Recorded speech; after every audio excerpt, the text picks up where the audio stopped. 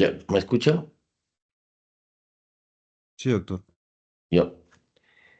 La quemadura es una agresión biológica más severa que sufre el cuerpo, el organismo, y que pone de riesgo la vida por la presencia de una posibilidad de sepsis y también de falla multisistémica. La cicatrización es todo un proceso que tiene diferentes etapas y que dentro de estas se pueden producir deformaciones estéticas y funcionales producidas por la quemadura misma. Y hay que tener en cuenta que la piel cumple muchas funciones, entre esas la sensibilidad, la protección y también la termorregulación. La pérdida de la piel condiciona a que el paciente pueda fallecer. La quemadura puede ser producida por diferentes agentes, puede ser físicos, biológicos, químicos, y que al final condicionan a un daño de la estructura biológica que puede dar lugar a muchas alteraciones, desde quemaduras de primer grado a tercer grado, y esto puede consignar la muerte del paciente. Hay que tener en cuenta que el gran quemado es considerado como un paciente crítico que tiene una alta posibilidad de muerte, más del 30% de posibilidad de muerte según la escala de Garcés. En este contexto se debe tener en cuenta a los pacientes que tienen una escala de severidad mayor del 70, según Garcés. También los pacientes que tienen una quemadura de segundo o tercer grado mayor del 20% de la superficie corporal, pacientes que tienen más de 65 años con quemaduras del 10% de segundo grado, quemaduras que se asocian a injuria respiratoria, eh, pacientes que han sufrido quemaduras por corriente de alta tensión, pacientes que sufren un politraumatismo, están tal vez trabajando y sufren una quemadura por corriente eléctrica y caen de una altura, ¿no? Patologías asociadas como el EPOC, la diabetes, los problemas hepáticos, la insuficiencia cardíaca que pueden condicionar a una mala evolución del mismo. Quemaduras intermedias o profundas que afectan ciertas zonas especiales como la cara, las manos, los pies y las regiones de flexión y perineales. Eh, es mucho más frecuente en los menores de 60 años y en mayores de 80 generalmente es un 10%. Es mucho más frecuente en los varones en un 60%. La superficie corporal media es de un 30% aproximadamente. eh, cuando hay una quemadura mayor es generalmente de un 8,5%. Este término es importante, la dosis letal 50. ¿Esto qué quiere decir? Que el 50% de los pacientes pueden fallecer cuando la quemadura es más del 43% de la superficie corporal. El agente más frecuente es el fuego, seguido por escaldaduras y la corriente eléctrica.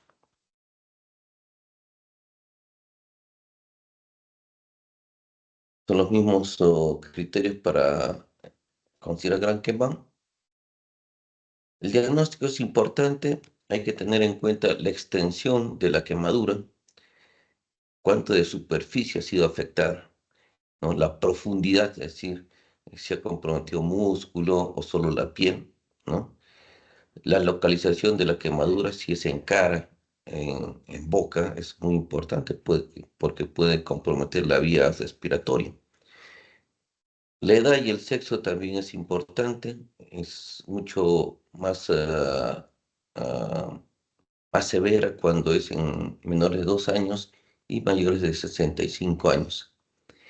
El peso y el estado nutricional del paciente, las comorbilidades que ya comenté, el estado de conciencia del paciente, un paciente que está inconsciente y con antecedente de quemadura, tenemos que tener en cuenta la vía aérea, ¿no? Y en estos casos, incluso estos pacientes requieren ventilación mecánica y hay que tener mucho cuidado con la columna vertebral, especialmente la cervical. Hay que tener en cuenta el agente causal, el tiempo de duración y el medio ambiente en donde se ha desarrollado, las lesiones concomitantes y el tiempo de evolución de la quemadura. Con respecto a la extensión de la quemadura, para determinar la superficie hay diferentes métodos, unos más amplios que otros, ¿no? Existe la superficie de la palma, generalmente la palma corresponde a 1%, y este método es mucho más rápido, pero es mucho más sensible para los pacientes que tienen quemaduras de poca superficie o de gran superficie. Cuando es de poca superficie, directamente con la palma podemos cuantificar qué superficie es, y en los de gran superficie solo se puede contabilizar la superficie no quemada y ahí restar al 100% y tendríamos la superficie afectada, ¿no? Otra regla es la de Wallace, en donde se determinan regiones del cuerpo que corresponden al 9%, ¿no? Y según esto se puede determinar qué superficie corporal en forma general ha sido afectada. Pero no es muy preciso en algunas personas, como en niños y en personas obesas. Este es más o menos lo que quiero comentar, lo de Wallace, ¿no? Teniendo en cuenta la regla de los 9. Existen plantillas en donde, según la porción del cuerpo, según la edad, puede corresponder tanto de área. Al final se toma en cuenta, se suma y tenemos un porcentaje comprometido, ¿no? Es mucho más específica cuando tenemos grandes quemaduras. Este es el inconveniente de un niño, ¿no? Según la edad, la superficie corporal también se altera y es un poco más difícil determinar la misma. La profundidad, de igual manera, también es importante. Eh, según nos es importante cuánto ha sido afectado la piel, cuánto de tejido se puede recuperar plenamente, cuánto no, ¿no? Hay diferentes criterios, hay la clasificación de Benaim, de Converse-Smith y la de la ABA también, ¿no? Según esto, se tiene que hacer una evaluación inicial y posteriormente a las horas siguientes, ya que la quemadura no es estática, siempre es dinámica, ¿no? Esta puede incrementarse con el tiempo, con el transcurso del tiempo. Especialmente esto hay veces por hipotermia, puede condicionar a mayor vasoconstricción y esto dañar más tejidos profundos.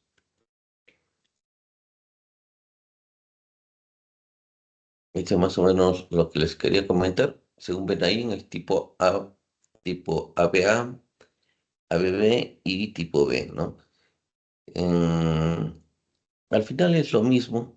La idea es de que cuánto de tejido ha sido comprometido, ¿no? En el primer estadiaje, solo la epidermis. En el segundo, afecta la dermis papilar y posteriormente ya afecta la dermis más profunda, las faneras más profundas, y ya en el tercer grado el compromiso ya es a nivel de la fascia, el músculo y el hueso, ¿no? Según esto podemos ver que en el primer estadiaje la recuperación es mucho más rápido en los primeros días. En el segundo, también puede recuperarse espontáneamente hasta los 15 días, pero ya deja secuelas estéticas. Y en el tercero, la recuperación no es sola. Es decir, el cuerpo no solamente lo va a recuperar, van a estar apoyo, ¿ya? Y las lesiones estéticas son mayores, ¿no? En el tercer, en el de lesiones más profundas, la lesión es un poco más severa. Un favor. ¿Aló? ¿Ya están empezando? Todavía no. No, no estoy. Tú me dices para ir allá, pero ya no he probado, todavía no.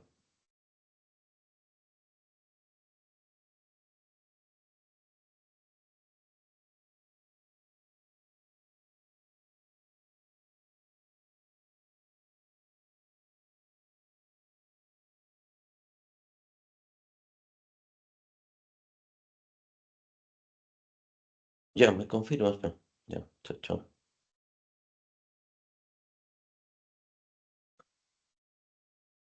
Eh, Algo que es importante es la localización, ¿no?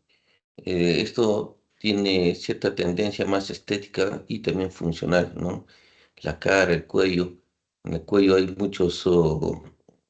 muchos órganos y también estructuras muy vitales, ¿no? Eh, y también el movimiento se vería alterado en las manos y el pie también. La mano es muy funcional. Cualquier daño sobre el dedo, el primer dedo es un inconveniente, ¿no? Eh, También a nivel de las articulaciones, a nivel de la axila, el codo, de igual manera, cuando se producen estas lesiones, generalmente la idea es poner férulas eh, en posiciones funcionales, ¿no? Eh, eh, en posiciones funcionales con la finalidad de que no se pueda producir posiciones anómalas que no permitan el desplazamiento o el trabajo adecuado del paciente posteriormente a su recuperación, ¿no? La edad también es importante, como les dije, mayor compromiso en menores de 2 años y mayores de 65.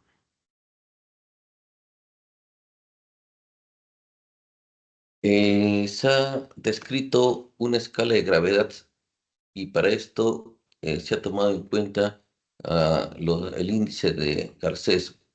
En esta toma en cuenta mucho la extensión, la profundidad y la edad del paciente. Eh, Esta es la fórmula en donde se toma en cuenta el compromiso de la superficie corporal y cuánto de profundo ha afectado, ¿no? Y según las constantes se determina en qué escala se encuentra el paciente, ¿no? Ha sido modificada según la edad, ¿no? De 2 a 20 años y menores de 2 años también. Según eso salen ciertos puntajes y podemos determinar cómo va a ser la evolución del paciente. Entonces, como les comenté, un gran quemado está cuando la escala de Garcés es más del 70%. ¿Por qué? Porque aquí se incrementa la mortalidad ostensiblemente desde un 5 a un 30%, ¿no? Es mucho mayor.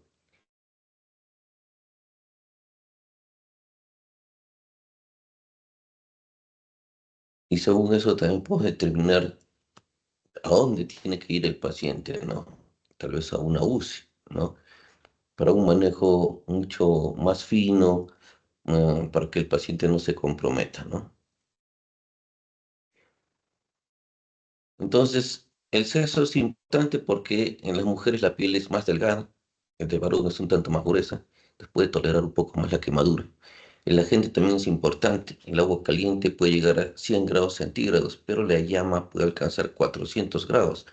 Pero si a esto agregas algunos acelerantes como parafina, gasolina, puede llegar incluso a 1000 grados centígrados y la lesión es mucho más severa.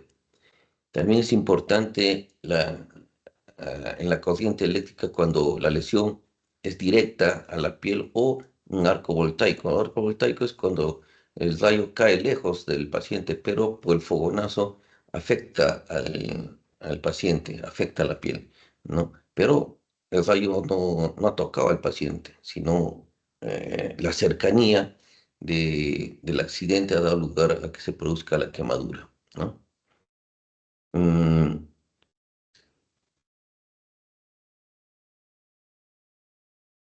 Importante es como les comentaba, los agentes agregados y también si hay algunos acelerantes como la parafina que les comentaba, ¿no?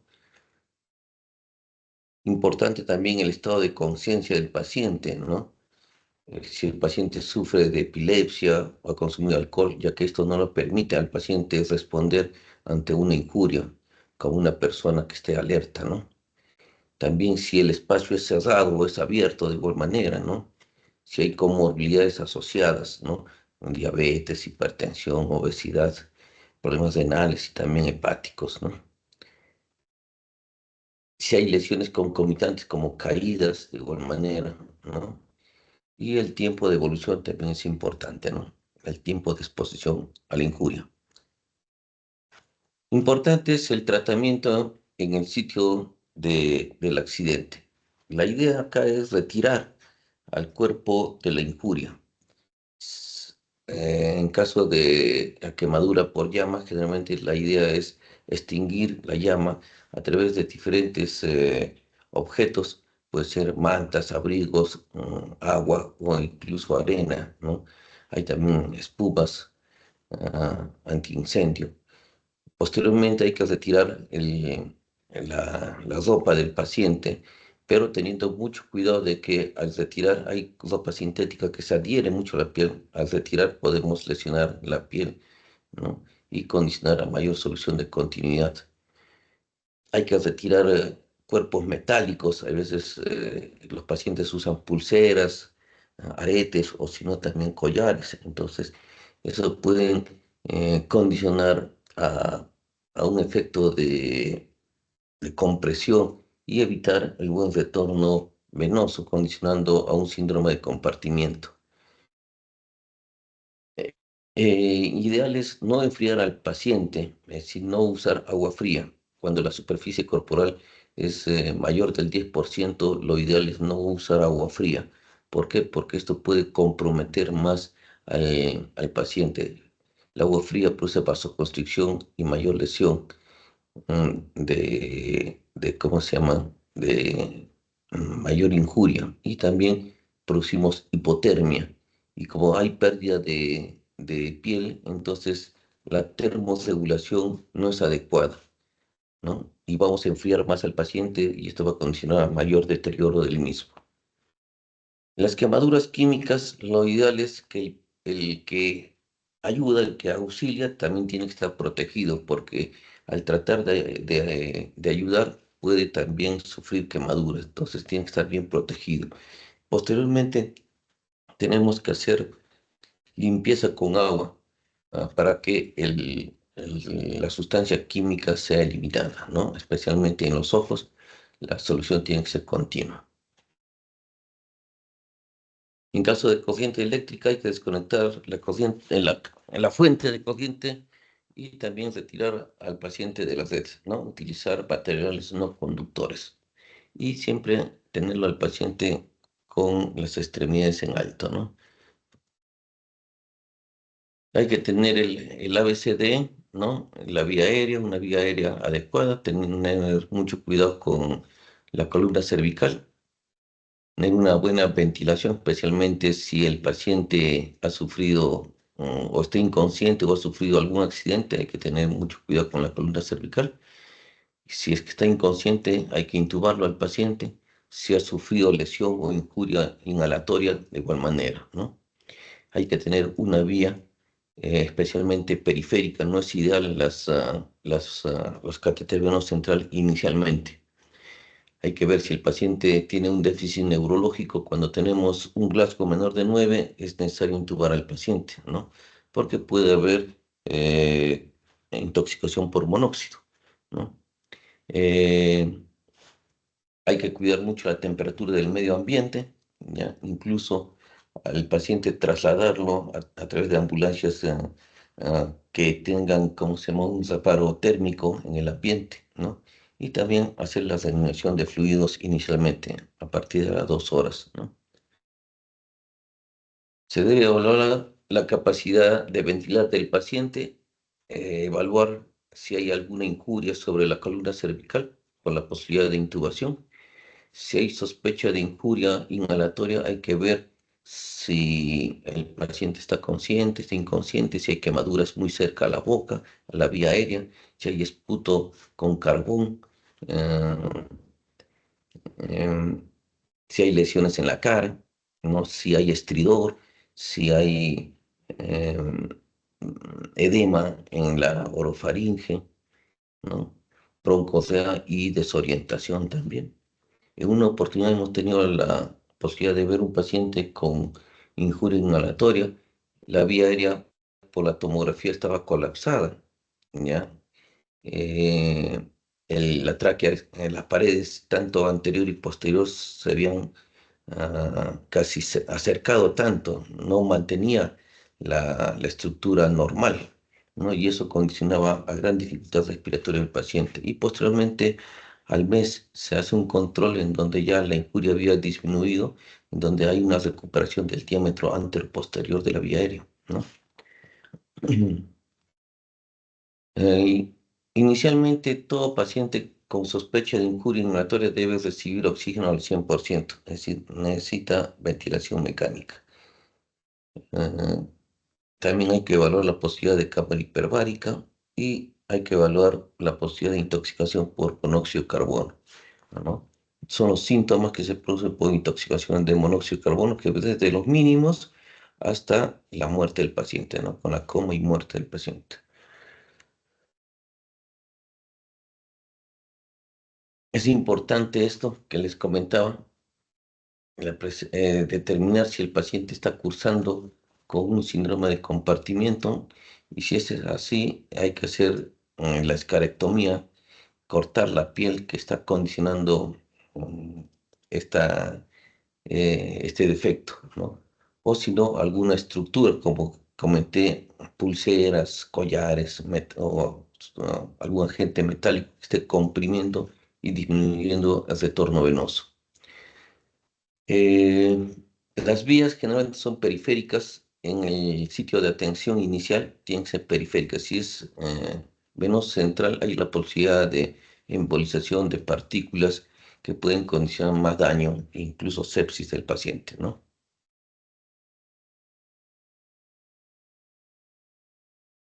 Hay que evaluar si hay déficit neurológico, hay que ver la escala de Glasgow. Generalmente cuando tenemos un Glasgow menor a 9, como les comenté, el paciente debe intubarse.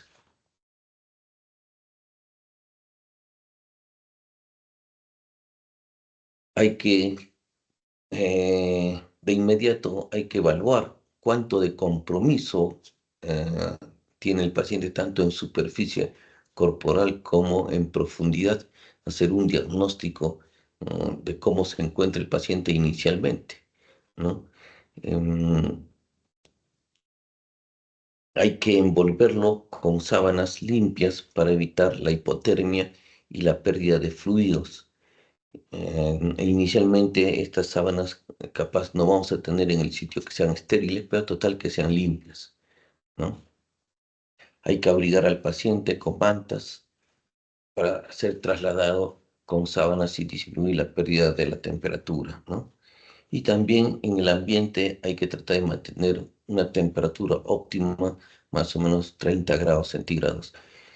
Eh, Hay que dejarlo algo semisentado al paciente con la finalidad de que no se produzca mm, mucho edema en la cara, si es que tenemos compromiso en cara, en cuello, y evitar que se produzca un gran edema facial y eso dificulte la ventilación del paciente. De igual manera, las extremidades tienen que estar en alto en relación al cuerpo, ya que si estas están caídas, va a condicionar a que se produzca más edema en estas y produzca mayor injuria en los mismos, ¿no? Hay que restaurar el volumen intravascular, mantener una perfusión de los órganos y prevenir las complicaciones de la herida, ¿no?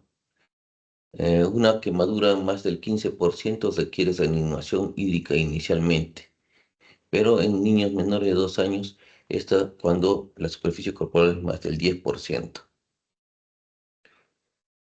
Iniciar con lactato Riller o cloruro en, a más o menos a un ritmo de 500 cc por hora, ¿no? En adultos. La idea es mantener una diuresis mayor de 1 cc por kilo por hora. ¿no? Y en niños menores de 0,5 cc por kilo por hora, ¿no? De igual manera, hay que monitorizar al paciente con un electrocardiograma, controlar la presión, la frecuencia cardíaca, la saturación de oxígeno, evaluar la presión venosa central y también la presión arterial pulmonar, ¿no? Hay que ver la diuresis del paciente, ¿no? Eso es importante para ver el estado de hidratación del mismo, ¿no? Y también ver si cuánto es de cuánto compromiso ha dado lugar.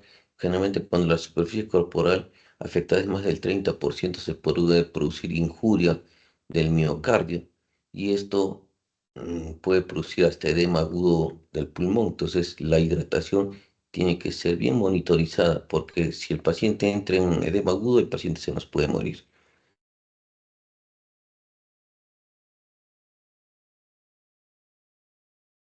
Cuando tenemos un paciente con gran quemado, el paciente debe ser hospitalizado inmediatamente.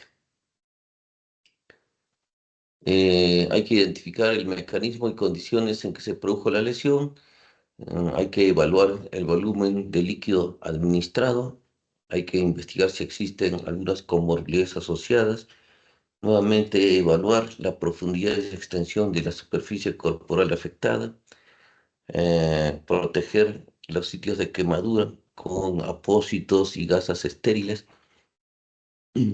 Realizar la evaluación secundaria para detectar y manejar reacciones asociadas que pueden presentarse. Hay que darle analgesia al paciente. Hay que determinar el flujo urinario, determinar exámenes básicos como el grupo sanguíneo, una hemoglobina, hemograma. Cuando se produce la quemadura, generalmente ahí puede haber pérdidas del 15% de los glóbulos rojos. Entonces se va a producir una caída de la hemoglobina. Entonces, capaz el paciente va a requerir transfusiones, por eso que es importante el grupo sanguíneo. Determinar los gases arteriales, ¿no? Si hay compromiso o injuria inhalatoria. Determinar el nivel de los electrolitos, porque puede haber lisis de células y esto condicionará a hipercalemias, ¿no?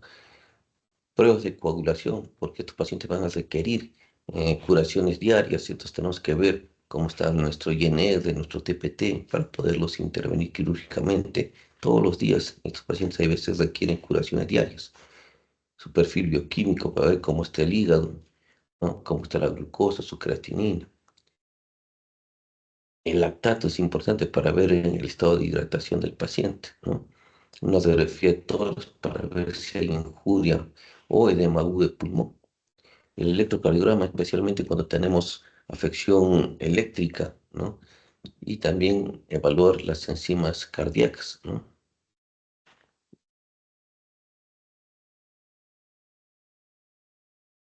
La, la hidratación es muy importante y esto generalmente eh,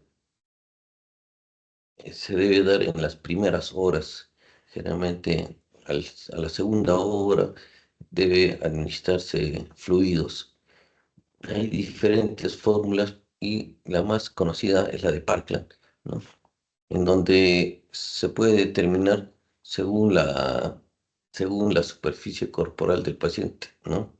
Y según el peso del paciente, cuánto se puede administrar eh, en las primeras 24 horas, ¿no?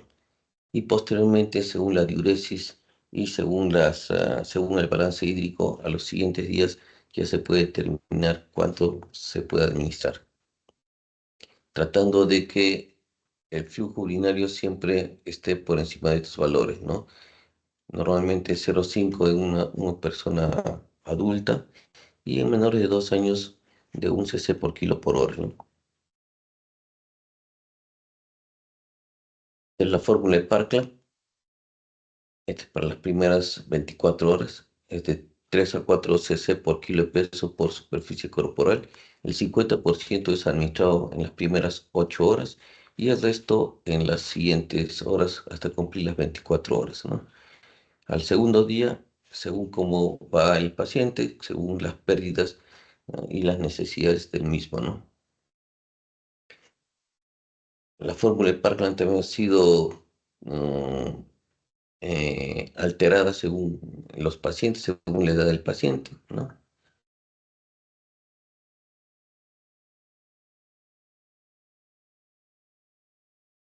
Generalmente en mayores de 2 años, cuando la superficie corporal es más del 10% del compromiso, el paciente debe hidratarse. Y cuando es en un adulto mayor de 15% de igual manera, ¿no? Hay que evaluar el estado de hidratación del paciente y hay que tener en cuenta cuando hay un compromiso mayor del 40 o 80% de la superficie corporal se puede producir injuria sobre el corazón y esto, como dije, puede dar lugar a edema agudo. Entonces hay que tener mucho cuidado. Inicialmente lo ideal es usar lactato Zinger y cristaloides.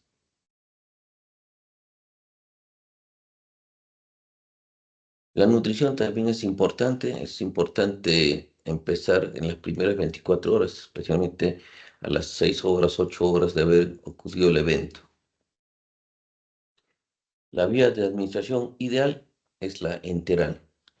La vía parenteral es solo en algunos casos excepcionales. Lo mejor, la vía enteral. Y si esto generalmente es con una sonda nasoyeyunal, mucho mejor que pase la porción pilórica para que no haya reflujo.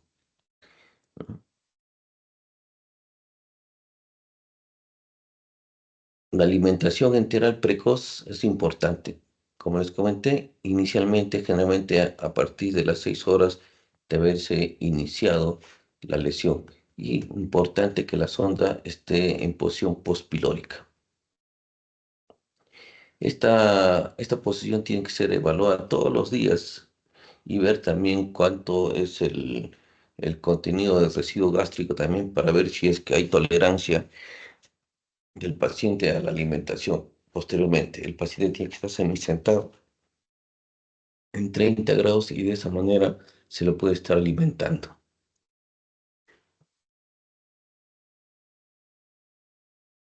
Como les dije, es importante medir la tolerancia gástrica. Hay que evaluar cuánto es el residuo gástrico. Si es más de 200 cc, hay que tener mucho cuidado. Hay que hacerle reposo gástrico. Posteriormente, nuevamente hacer una evaluación del residuo gástrico. Si no, hay que detener la alimentación y posteriormente reiniciarla a las horas siguientes. En casos muy excepcionales, la alimentación puede ser parenteral. No está muy bien indicado porque esto puede condicionar sepsis y mayor deterioro del paciente. Hay diferentes fórmulas, una de ellas de Cuderi, para ver cuánto de calorías se puede administrar, ¿no? 25 kilocalorías por peso por 40 por la superficie, el porcentaje de la superficie corporal, ¿no? Hay que tener en cuenta que no se debe administrar muchos carbohidratos, porque eso también puede producir algún inconveniente, puede dar lugar a hiperglicemias y también a estetosis hepática, ¿no?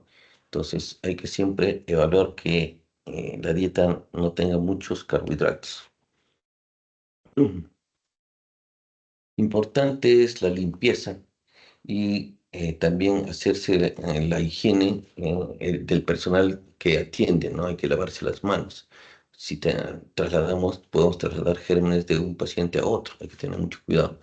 El uso de antibióticos no es indicado siempre ni como profilaxis, solo si encontramos alguna infección en la herida. Es por eso que siempre es necesario que cuando hagamos las curaciones, realizar cultivos de las secreciones de la herida con la finalidad de ver si es que ésta está infectada o no.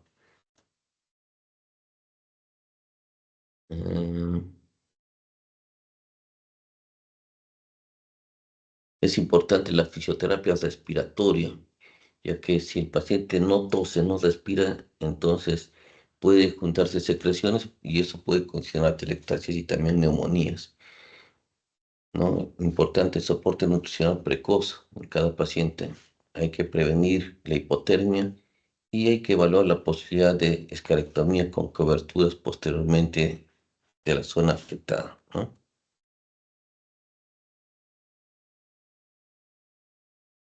De lo que les comentaba, que siempre, cada vez que realicemos curaciones, se deben realizar la toma de muestras y también cultivos para gérmenes comunes y también para hongos de las diferentes secreciones de la herida, ¿no?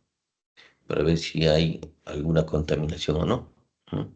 De igual manera, hay que hacer hemocultivos, cultivos de secreción traqueal, urocultivos y también estudios de hongos, ¿no? Los pacientes quemados con frecuencia experimentan hipotermia. Puede haber temperaturas por debajo de 35 grados, ¿no? Y esto que puede dar lugar a que, como les comenté, se produzca mayor vasoconstricción. La hipotermia produce mayor vasoconstricción y esto aumenta la severidad de la quemadura, ¿no?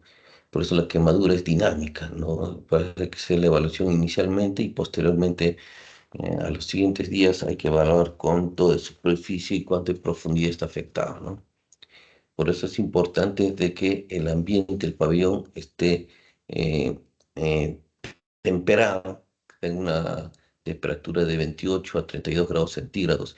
Incluso los fluidos tienen que ser precalentados, ¿no? Las ambulancias de igual manera tienen que tener em, ambientes cálidos para poder realizar el traslado del paciente, ¿no?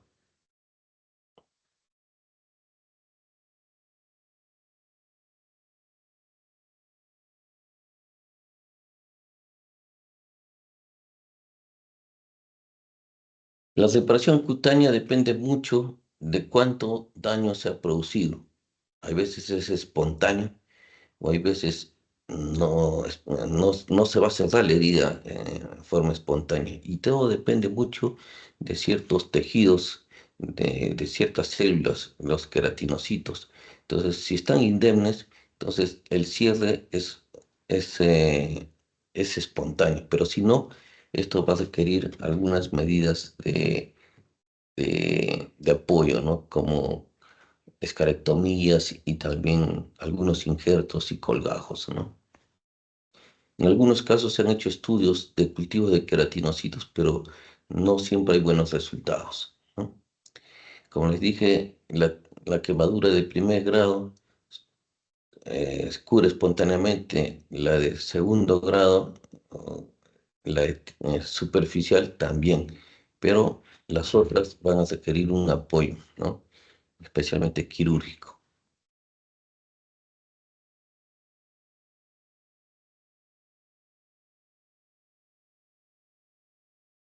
Como es de costumbre, las curaciones tienen que ser en un ambiente especial. Tienes un ambiente estéril, ¿no? Que guarde las condiciones de asepsia, antisepsia, ¿no? Hay que tener, hay unidades de quemados que tienen incluso su propia sala de operaciones, ¿no? Generalmente se debe dar anestesia general a estos pacientes, ya que el paciente va a tener mucho dolor, va a tener incluso al movimiento, al tratamiento quirúrgico, va a haber mucho dolor.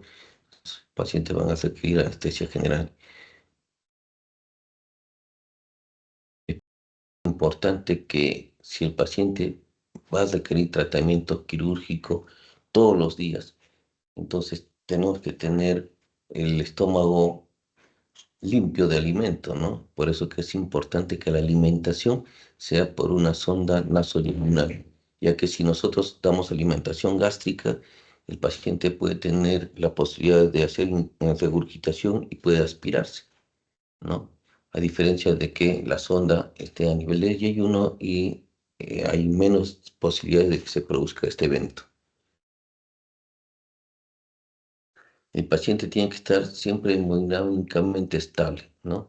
Hay que hacer un aseo inicial, hay que lavar, limpiar la suciedad, la tierra y también restos de tejido o de estructuras que pueden estar afectando a la piel, ¿no? Hay que hacer el rasurado de las zonas quemadas, ¿no? El cuero cabelludo y también de los vellos, ¿no? Y hay que secarlo y repararlo y prepararlo con capos estériles definitivos, posteriormente a la curación. Cada curación promedio debe durar 2 horas, no hay que extenderse más, ya que si nos extendemos puede haber mayor injuria, hipotermia y pérdida de líquidos. Y esto va en contra del paciente, ¿no?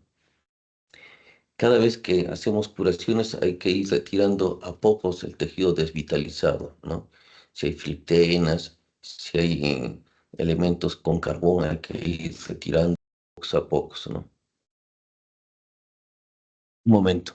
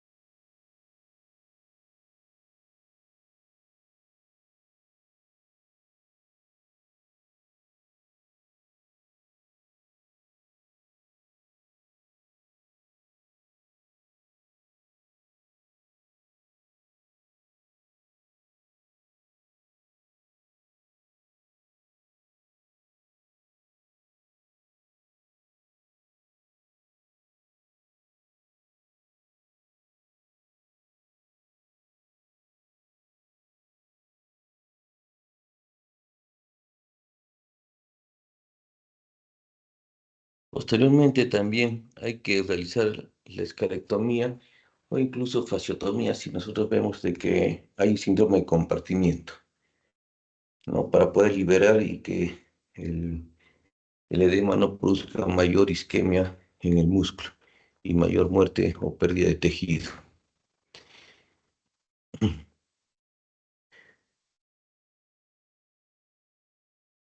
La posición también es importante, hay que inmovilizar al paciente en posiciones funcionales, como les comenté, poniendo algunas tablillas, algunas posiciones suponemos en el brazo, es necesario que el paciente, si es a nivel del codo, debe estar flexionado, y si es en la pierna debe estar estirada.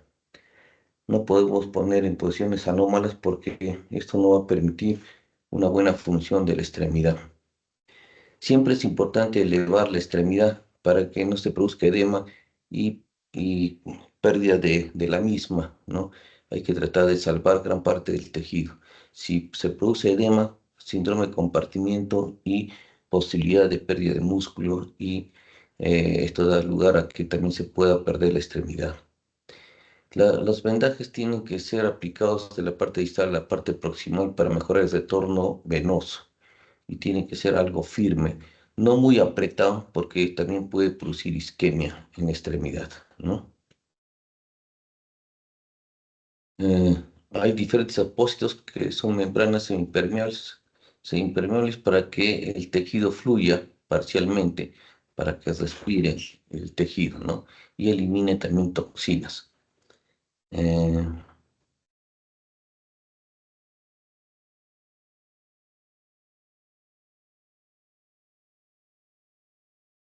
Estos apósitos pueden ser cambiados 3 o 4 días, repitiendo el aseo quirúrgico periódicamente, ¿no? Según cómo va el paciente, ¿no?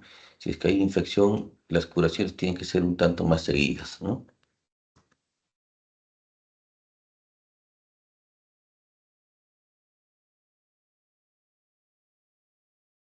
En las extremidades no sirve colocar en forma tubular porque esto puede disminuir el retorno venoso, ¿no? La compresión no debe ser muy exagerada de igual manera. Esto a lo que me refiero en posiciones circulares. Hay que evitar esto porque esto condiciona aún más retorno venoso, ¿no?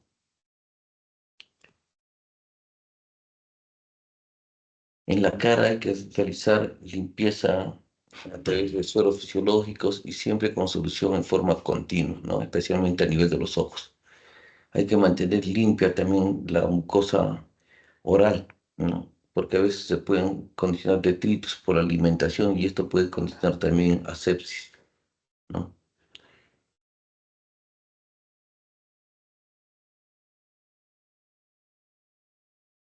Hay que evitar que se produzca la maceración, porque esto puede condicionar la presencia de hongos en la zona, especialmente a nivel de los pulmones, ¿no? Eh,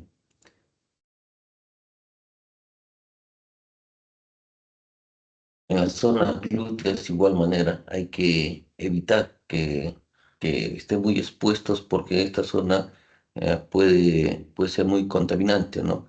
Entonces hay que tener mucho cuidado por las irritaciones que se pueden producir y también por las infecciones que se pueden dar lugar en estas lesiones afectadas, ¿no?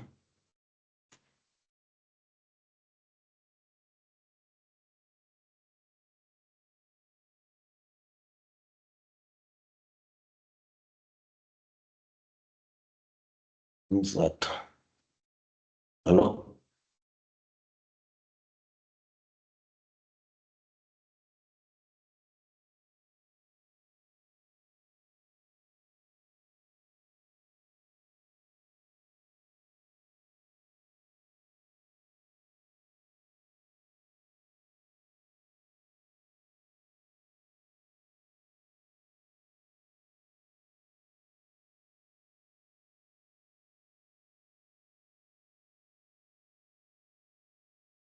Pero ya hemos conversado eso, ya.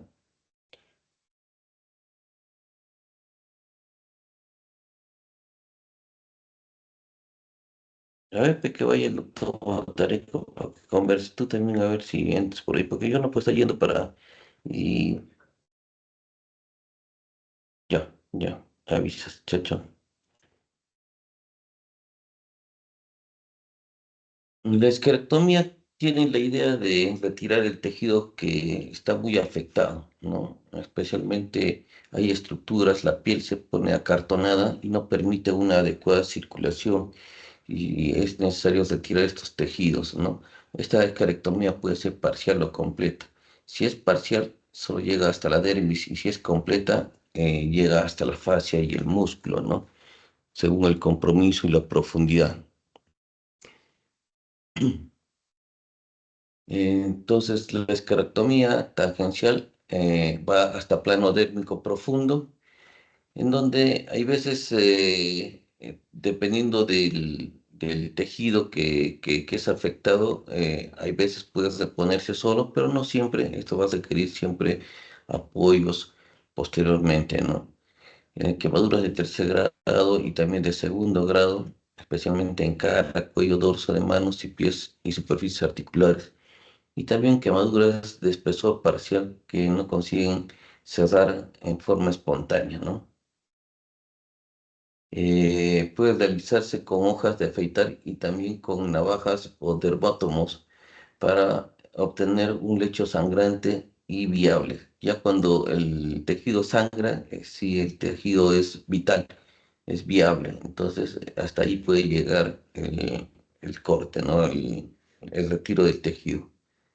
Posteriormente se colocan soluciones o compresas con solución con vasoconstrictores para evitar el sangrado, ¿no? Y se recubren con gasas, compresas y apósitos, ¿no? Para evitar la pérdida de temperatura y pérdida de fluidos. La escarectomía total es cuando la escara afecta hasta la fascia, es decir, afecta ya al músculo, no solamente al tejido celular. El compromiso es mucho más profundo, ¿no? Y esto generalmente se puede dar en pacientes que estén inestables y en quemaduras muy extensas, ¿no? Estos tipos de tratamientos no son muy estéticos porque dejan defectos muy, muy irregulares, no muy funcionales, ¿no?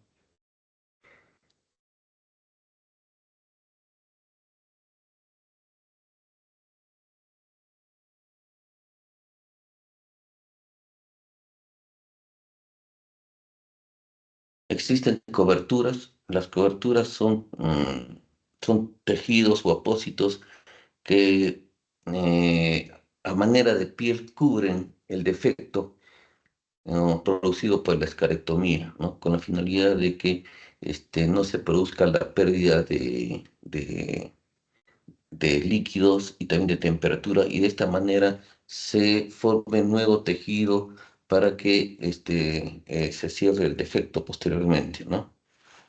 Esa es la idea. Hay diferentes coberturas, pueden ser transitorias o definitivas.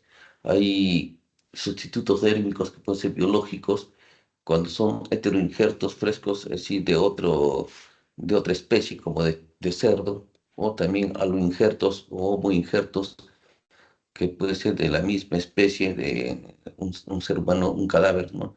Y también del mismo cuerpo, autoinjertos, ¿no? Hay veces se puede retirar de tejidos sanos, se puede retirar un injerto, ¿no? Para poder cubrir el defecto, ¿no?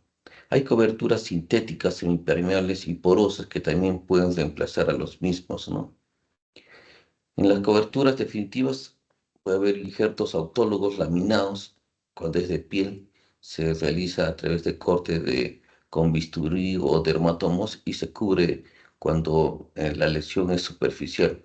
Pero cuando es muy profunda se tienen que realizar colgajos, incluso con interporción de injertos arteriales y venosos para que el colgajo sobreviva, ¿no?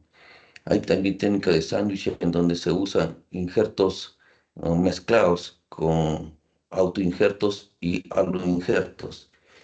El aloinjerto cubre al autoinjerto y de esa manera permite la epitelización, ¿no? Y también hay técnicas de cultivo de queratinocitos, ¿no? Que están en estudio, que no hay no hay buenos resultados, pero ayudan algo cuando el tejido afectado no es muy profundo. El manejo del dolor es importante. Generalmente hay un dolor basal. El paciente en reposo va a tener dolor. Por la misma solución de continuidad presenta dolor. El dolor es crítico cuando hay un movimiento de la extremidad. El paciente es trasladado a sala de operaciones o para sus limpiezas. Entonces el paciente presenta mucho dolor.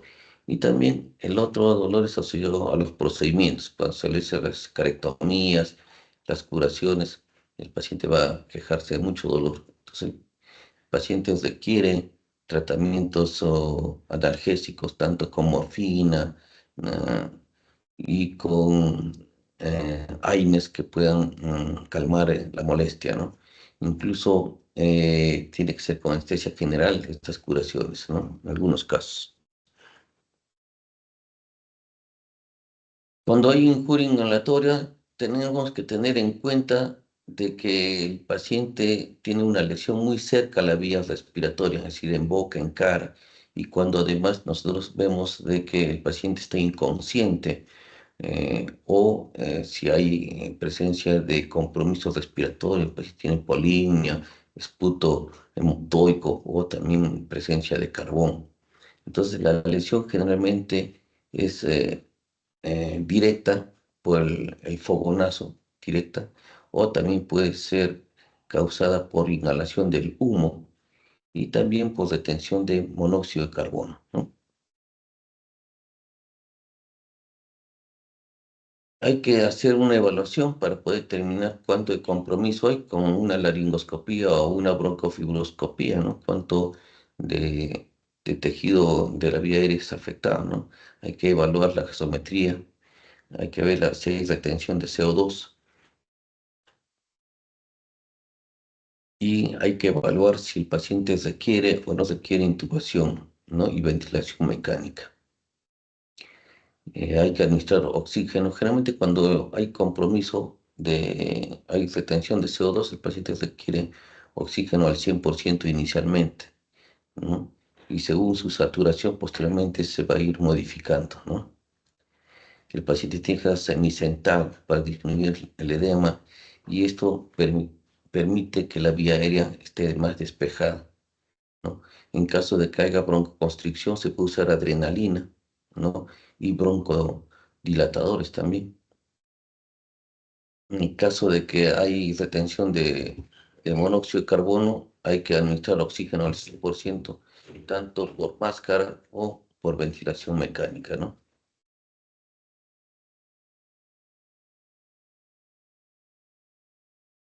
Importante como se comete la hipotermia, ¿no? Cuando tenemos, ah, hay que remover la sopa húmeda e iniciar el descongelamiento inicialmente. Tiene que ser con agua tibia, ¿ya? A una temperatura de 42 grados centígrados por 30 minutos. Se expone la extremidad o la zona afectada y esto duele mucho, hasta que el tejido cambie de color, se vuelve un tanto más rosado, ¿no? Entonces eso va a dar lugar a que mejore la circulación en la parte distal, ¿no? Hay que aspirar las ampollas, ¿no? Y realizar profilaxis antitetánica, administrar aspirina y ibuprofeno para evitar la producción de prostaglandinas, elevar el sitio afectado para disminuir el edema, y se recomienda la hidroterapia con movimientos activos y pasivos para la preservación de la función de la extremidad, ¿no? Esto puede ser a través de tinas o también de piscinas, ¿no? Y en casos especiales también se puede realizar la escarectomía con la colocación de coberturas, ¿no?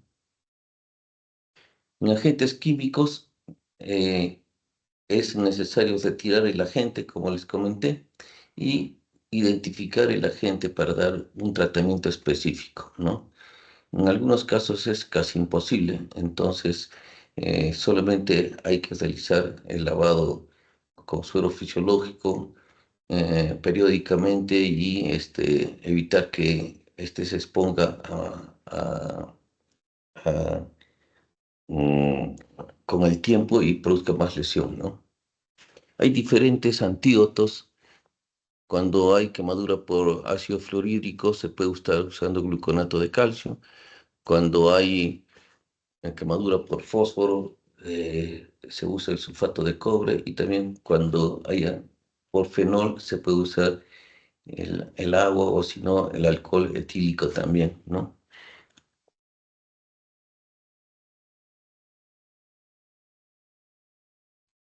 Las quemaduras por corriente eléctrica son importantes. Hay que tener en cuenta que hay dos tipos: las de alto voltaje y las de bajo voltaje. Importante, los 1000 voltios. Esto produce gran daño al paso de la corriente inicialmente, es decir, directa afección de la corriente al tejido. Generalmente el tejido más afectado va a ser el hueso, entonces va a producir una quemadura más interna, con compromiso de músculo, es decir, el tejido aledaño al hueso, con entrada y salida de la corriente eléctrica.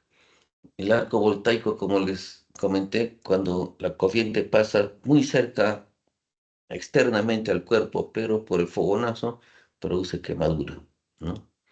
Hay que separar a la víctima de la fuente eléctrica y hay que trasladarlo, ah, hidratándolo al paciente. Y a la vez hay que evaluar, ah, monitorizar electrocardiográficamente, porque se pueden producir arritmias que pueden ser desde benignas hasta malignas, que pueden condicionar la muerte del paciente, ¿no? Hay que evaluar también las enzimas cardíacas y también la elevación de las enzimas musculares, como el CPK total y también la mioglobina, ¿no? Para ver cuánto de compromiso, cuánto de músculo ha sido afectado. De igual manera, hay que elevar la extremidad para evitar el edema en la misma, ¿no? Hay que elevar la extremidad con una angulación de 30 grados sobre el cuerpo, ¿no? Cubrir las mantas con paños estériles y evitar la pérdida de temperatura, ¿no? Estas quemaduras son de difícil evaluación porque el daño es interno, no es tanto externo. Externamente solamente vamos a evidenciar la entrada y salida de la quemadura o de la corriente, pero internamente es el problema. Es por eso que es importante evaluar las enzimas musculares para ver cuánto de compromiso, cuánto de músculo se ha sido afectado, ¿no? En casos extremos hay que realizar fasciotomías para evitar el síndrome de compartimiento, ¿no? Hay que utilizar coberturas en la herida, ¿no? En algunos casos injertos, autoinjertos o colgajos locales, regionales, ¿no?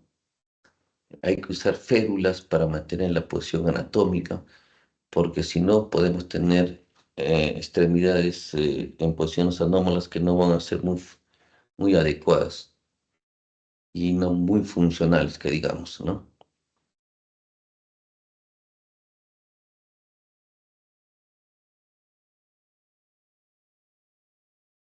Importante la descompresión de los compartimientos para evitar el síndrome de compartimiento.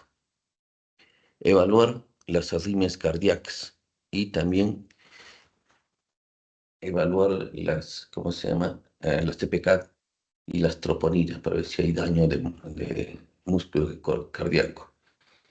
Y también con análisis de células, evaluar los electrolitos, potasio especialmente, porque la hipercalemia puede ser mortal en el paciente afectado, ¿no? ¿Alguna pregunta, alguna duda?